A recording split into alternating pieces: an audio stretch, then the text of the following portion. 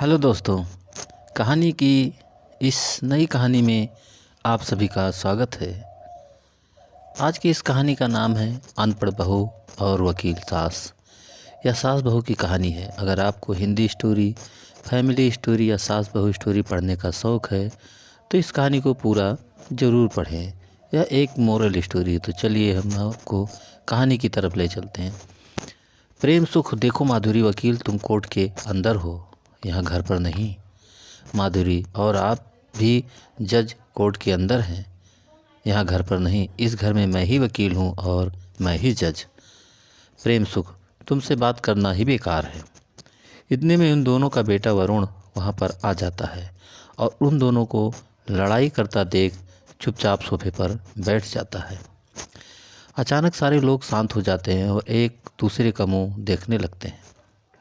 वरुण, अरे आप लोग इस तरह से मेरी तरफ क्यों घूर रहे हैं? ऐसा लग रहा है कि एक तरफ वकील है और एक तरफ जज और मैं कटघरे में खड़ा अपराधी। वरुण के इतना बोलते ही उसके माँ बाप ज़ोर ज़ोर से ठहाके लगाने लगते। माधुरी, अरे बेटा, माँ तेरी वकील और पिता तुम्हारे जज, हम दोनों नॉर्मल बातें भी करेंगे तो तुझे लगेगा कि यहाँ पर सुप्रीम कोर्ट का पूरा माहौल बन चुका है। वरुण, अरे मैं आप दोनों की ज़ोर ज़ोर से आवाज़ें सुनकर ही यहाँ आया था। मैंने सोचा आप दोनों की कोई बहस चल रही है। प्रेम सुख, हाँ बेटा, बहस चल रही थी और वो भी तेरी शादी को लेकर। वरुण, माधुरी, वरुण वो एक इंजीनियर वकील है ना, उसकी बेटी बहुत ज़्यादा समझदार, बहुत ही ज़्यादा मॉडर्न और पढ़ी लिखी है। अगर तू कहे तो मैं शादी की बात आगे बढ़ाऊँ। इससे पहले कि वरुण इस बारे में कुछ बोल पाता, घर की डोरबेल बज जाती है। वरुण दरवाज़ा खोलता है तो देखता है कि खाना बनाने वाली सुलेखा आई हुई होती है। सुलेखा, नमस्ते मालिक। नमस्ते मालकिन। माधुरी, आओ सुलेखा आओ, जल्दी कुछ बना दो, हम लोगों को बहुत ज़ोरों की भूख लगी है। सुलेखा, जी मालकिन। इतना कहकर सुलेखा किचन की तरफ चली जाती है। वरुण, माँ पिताजी आप लोग बातें करो, मुझे ज़रा ऑफिस का काम करना है, मैं अपने कमरे में जाता हूँ। इतना कहकर वरुण अपने कमरे में चला जाता है। माधुरी, इस लड़के से जब भी शादी की बात करो कोई ना कोई बहाना बनाकर चला जाता है। सुलेखा खाना बना रही होती है कि तभी किचन में चुपके से वरुण आ जाता है। वरुण, क्या बना रही हो मेरी रानी? सुलेखा, धीरे बोलो वरना आपके माता पिता सुन लेंगे तो क्या सोचेंगे? वरुण, अरे सोचने दो जो सोचना है। अब मैंने फैसला कर लिया है, मैं घर वालों को सारी सच्चाई बताने वाला हूँ क्योंकि घर वाले मुझ पर शादी का प्रेशर दे रहे हैं। सुलेखा, मुझे लगता है आपके माँ बाप आपकी शादी मेरे साथ नहीं होने देंगे। आप लोग कितने पढ़े लिखे हो, कितनी बड़ी फैमिली है आप लोगों की, और मैं ठहरी एक विधवा माँ की गरीब और कम पढ़ी लिखी लड़की। वरुण, अरे तुम ऐसा क्यों सोचती हो? हर किसी को एक समझदार और संस्कारी लड़की चाहिए होती है और तुम बहुत अच्छी हो, मैं तो तुमसे ही शादी करूँगा। उन दोनों की ये बातें वरुण के माँ बाप चुपके से सुन रहे होते हैं लेकिन वहाँ पर कुछ नहीं बोलते। वो दोनों अपने कमरे में जाकर उस बारे में बात करते हैं। माधुरी, देख रहे हैं आप शहर के बहुत बड़े जज बनते हैं, कोई सुनेगा कि आपने अपने घर की नौकरानी को ही अपनी बहू बना लिया तो क्या सोचेंगे लोग? प्रेम सुख, क्या सोचेंगे मतलब अच्छा ही सोचेंगे। लोग सोचेंगे कि इतने बड़े जज होने के बावजूद एक साधारण सी लड़की को अपनी बहू बना ली। माधुरी, देखिए मैं मानती हूँ कि सुलेखा एक अच्छी और सुलझी हुई लड़की है लेकिन एक गंवार लड़की को हम अपने लोग अपने घर की बहू कैसे बना सकते हैं? प्रेम सुख, तुम्हें याद है माधुरी, हम जितनी बाहर भी वरुण से शादी की बात करने की कोशिश करते हैं उतनी बार ही वो टाल देता है। अब पता चला कि वो सुलेखा से प्यार करता है, इसी वजह से शादी से दूर भागता था। अपने बेटे की खुशी में हमें खुशी देखनी चाहिए माधुरी। माँ, आपको जैसा सही लगे कीजिए, दोनों बाप बेटे मेरी सुनते ही कहाँ हैं। इस तरह से अगले दिन वरुण के माता पिता सुलेखा की विधवा माँ कमला को अपने घर बुला लेते हैं और शादी की बात तय कर देते हैं। माधुरी, देखिए वरुण की पसंद के सामने हम कुछ नहीं कह सकते। आज तक हमने वरुण को हर वो चीज़ दी है जो उसे पसंद थी, तो शादी भी उसकी पसंद की ही होनी चाहिए।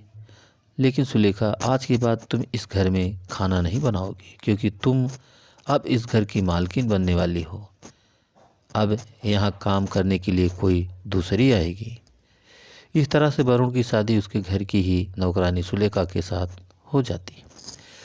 सुलेखा वरुण से शादी करके बहुत खुश है और वरुण भी सुलेखा से शादी करके बहुत खुश है।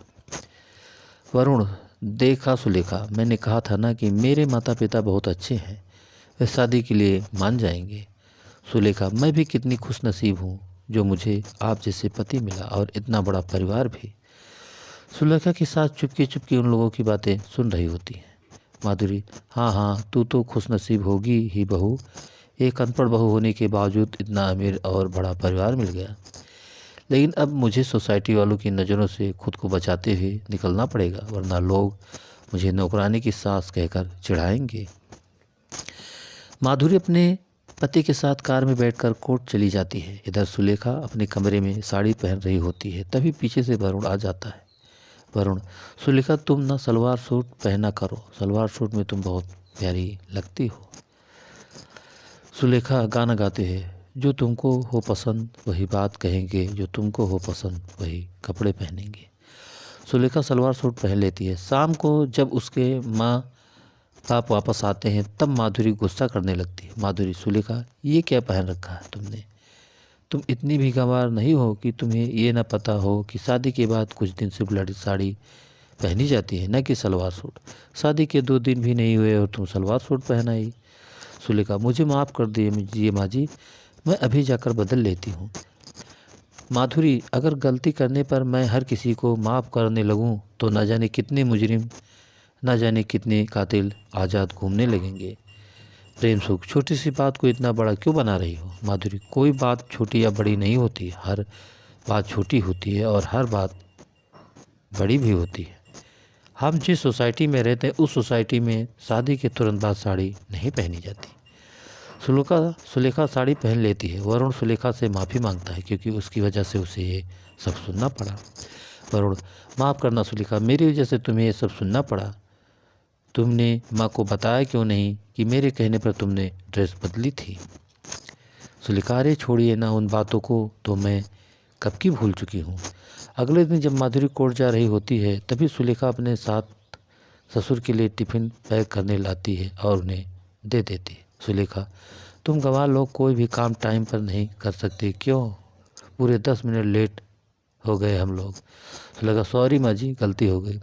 माधुरी टिफ़िन लेकर कोर्ट चली जाती है। उधर सुलेखा बालकनी में खड़ी होकर बाहर का नज़ारा देख रही होती है। तभी उसकी नज़र एक बच्चे पर जाती है जो सड़क पर खेल रहा होता है और तभी सामने से एक ट्रक बहुत तेज़ गति के साथ आ रहा होता है। सुलेखा चिल्लाती रहती लेकिन कोई नहीं सुनता। सुलेखा, अरे बचाओ, बच्चे को बचाओ, कोई बच्चे को बचाओ। सुलेखा भागकर घर के बाहर जाती है और उस बच्चे को बचा लेती है। उसे बचाते वक्त सुलेखा को चोट लग जाती है। पूरा मोहल्ला घर के बाहर आ जाता है और ज़ोर ज़ोर से चिल्लाकर उस ट्रक वाले को रोकने की कोशिश करता है, पर वो नहीं रुकता और भाग जाता है। पड़ोसी, क्या बात है बिटिया रानी, तुम तो अपने सास ससुर से ज़्यादा हिम्मत वाली निकली। बच्चों की माँ, तुम्हारा बहुत बहुत धन्यवाद, आज तुमने मेरे बेटे की जान बचा ली। सुलेखा बच्चे को उसकी माँ को पकड़कर सुलेखा घर वापस आ जाती है। शाम को जब वरुण वापस आता है तब सुलेखा उसे सारी बात बताती है। Varun, I am so proud of you Sulekha, लेकिन तुम्हें तो खरोच लग गई, चलो डॉक्टर के पास। वरुण उसे हॉस्पिटल लेकर जाता है। रात में जब माधुरी और उसका पति सिन्हा अपनी कार से अपने घर की तरफ आ रहे होते हैं तभी माधुरी अपना चेहरा फाइल से छुपा लेती है। प्रेम सुख, माधुरी तुम अपना चेहरा क्यों छुपा रही हो? माधुरी, जब से वरुण की शादी हुई है सोसाइटी वाले मुझे अजीब नज़रों से देखने लगे हैं। सभी की बहू पढ़ी लिखी है, किसी न किसी कंपनी में जॉब करती है, पर मेरी बहू अनपढ़ है, मेरी नाक कट गई। इतने में माधुरी देखती है कि उसकी कार के पास पूरे सोसाइटी वाले इकट्ठा हो रहे हैं। प्रेम सुख, इतने सारे लोग हमारी गाड़ी के सामने क्यों इकट्ठा हुए? माधुरी, इस गवाह ने फिर कोई न कोई हरकत कर दी होगी, कंप्लेंट लेकर आए होंगे ये लोग हमारे पास। मैं कार में ही बैठी हूँ, आप ही बात करो मोहल्ले वालों से। प्रेम सुख कार से बाहर आते हैं और सोसाइटी वालों का सामना करते हैं। माधुरी चुपके से उन लोगों की बातें सुन रही होती है। प्रेम सुख, क्या हुआ भाई साहब, हम लोगों ने कोई गलती हो गई? दीक्षित जी, आज आपकी बहू ने वो कर दिखाया जो शायद कोई न करता। इस सोसाइटी में बहुत सारे पुलिस ऑफिसर के बेटे, बहुत सारे बॉडी बिल्डर रहते हैं, उन लोगों ने भी ऐसा कुछ नहीं किया जो आपकी बहू ने कर दिखाया। प्रेम सुख, अरे ऐसा क्या कर दिया मेरी बहू ने? पूरी सोसाइटी मिलकर सारी कहानी जज साहब को बताती है। वो लोग उनकी बहू की खूब तारीफ करते हैं। औरत, हमारी पूरी ज़िंदगी बीत गई सिन्हा साहब, लेकिन आज के ज़माने में आपकी बहू जितनी संस्कारी लड़की हमने आज तक नहीं देखी। आप लोग बहुत भाग्यशाली हैं जो आपको ऐसी बहू मिली। उसने हमारे बच्चे की जान बचाई, इस वजह से हम उसकी तारीफ नहीं कर रहे। उसके आचरण सर्वश्रेष्ठ हैं इस सोसाइटी में। माधुरी को अपने कानों पर यकीन नहीं होता। खैर, थोड़ी देर बाद सारे सोसाइटी वाले सिन्हा साहब के घर पहुंच जाते हैं और उनकी बहू से मिलने के लिए सभी लोग उनका धन्यवाद अदा करते हैं। सुलेखा, आप लोग उस छोटी सी बात को बहुत बड़ा बना रहे हैं। मेरी जगह कोई भी होता वही करता जो मैंने किया। माधुरी, बहू मुझे माफ़ कर देना। आज मुझे समझ आ गया कि सिर्फ बड़ी सोसाइटी में रहने से या बहुत बड़ा पद होने से कोई अच्छा इंसान नहीं बनता, दिल से अच्छा होना चाहिए। उस दिन से माधुरी और वरुण और उसके ससुर प्रेम सुख सिन्हा को अपनी बहू पर बहुत गर्व होने लगता है। उस दिन के बाद से सुलेखा को घर में और सोसाइटी में बहुत इज्जत मिलने लगती है। सभी लोग खुशी खुशी रहने लगते हैं। दोस्तों, ये मोरल स्टोरी आपको कैसी लगी नीचे हमें कमेंट में ज़रूर बताइएगा। और दोस्तों, एक लाइक तो ज़रूर कर दीजिएगा, क्योंकि आपके लाइक से ही हमें मोटिवेशन मिलता है। और दोस्तों, अगर अभी तक आपने हमारे चैनल को सब्सक्राइब नहीं किया है तो प्लीज़ जल्दी से आप हमारे चैनल को सब्सक्राइब कर लीजिए, जिससे इसी तरह अच्छी अच्छी और प्यारी प्यारी कहानियाँ आप लोगों के बीच पहुँचाता रहूँ और आप लोग उस कहानियों का आनंद उठाते रहें। तो दोस्तों, एक नई स्टोरी, एक नई कहानी के साथ आपसे फिर मुलाकात होगी। तब तक के लिए नमस्कार।